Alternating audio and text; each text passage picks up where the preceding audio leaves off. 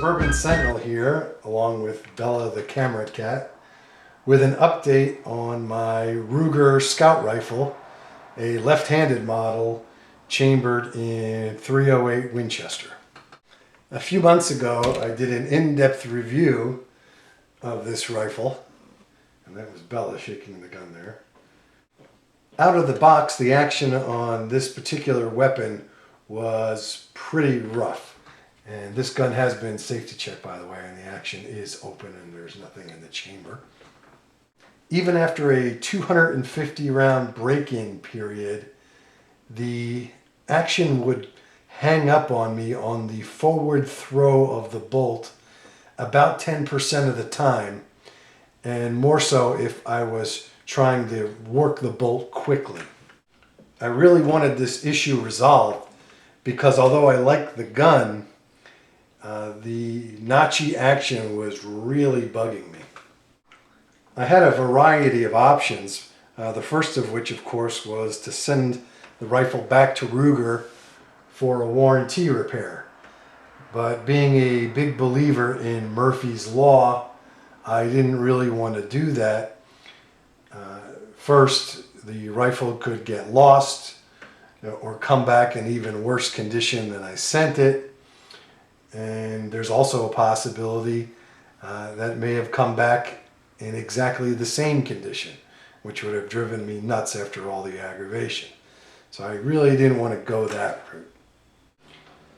Second option was to send the rifle over to my trusted gunsmith, which was a good option, except that he is kind of far away, and I know he's really backed up on work. And I certainly don't mind paying him to do the work, but this is not the kind of job he prefers to do, and it would probably be as much of a nuisance to him as it is to me. Third option was to get some die-chem and some really fine sandpaper and try to deburr the action myself. Now I do have some experience working on metals and machinery, but I'm not a machinist, not a gunsmith, and I think there was too big a risk that I could have screwed something up. So I didn't want to do that either. Fourth option was to sit there and keep working the bolt myself for hours on end to try to get it to smooth up. And to be honest with you, I don't really have the time, the patience, or the inclination to do that. So none of these four options was particularly attractive. But then I had an epiphany. I have two nephews, and they're in their early 20s, live at home with mom and dad. They don't have too much going on. They're not very ambitious. They have plenty of time on their hands. I figured I could employ their services. So we came to an arrangement. They would come over to my house and I would give them as much beer, steaks, and lobster as they wished all day and all night, so long as they took turns running the bolt on this gun. They asked me to include their respective girlfriends as part of this deal, and I agreed. I wanted to run the bolt with a very, very mild abrasive, so I elected to use Pepsodent toothpaste as sort of a lapping compound to seat the bolt and the action properly. Of course, I didn't know whether this would work, but toothpaste is such a mild abrasive, especially on steel. I thought there was a very, very slim chance of the toothpaste doing any actual damage. In addition, running a bolt gun isn't exactly rocket science, even though my nephews aren't the sharpest pencils in the box. I didn't think there was much of a chance they could screw up the gun, so long as I provided them with specific instructions repeatedly. So last Saturday afternoon, my Gunsite Scout Rifle Action Cycling Team came over at the appointed time, and I started supplying them with steaks, lobsters on the grill, and a steady supply of Heineken beer, and they started cycling the gun.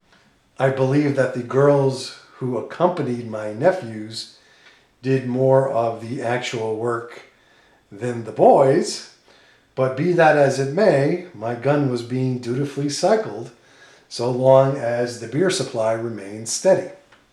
I checked on the gun and reapplied the Pepsodent toothpaste about every hour or so, and after 3 hours there was a noticeable improvement of the smoothness of the action, so I was very encouraged. After 5 hours, there was a night and day difference between the gun at the beginning of the afternoon and then. So at that point, I took the gun back inside for a thorough cleaning, and it did smell minty fresh, by the way, while my action cycling team was on standby eating steaks and lobster and drinking beer. After a thorough cleaning and lube, the action was cycling better than I ever expected. The gun was running very smoothly and very reliably, even when I was trying to cycle the action quickly, and I was very impressed with its performance.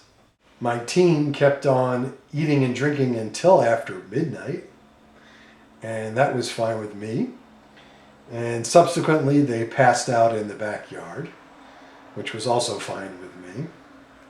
And all told, we went through maybe 8 lobsters, several steaks, and 2 cases of beer. So when all was said and done, I probably spent maybe $1.25 or $1.50 on food and beer.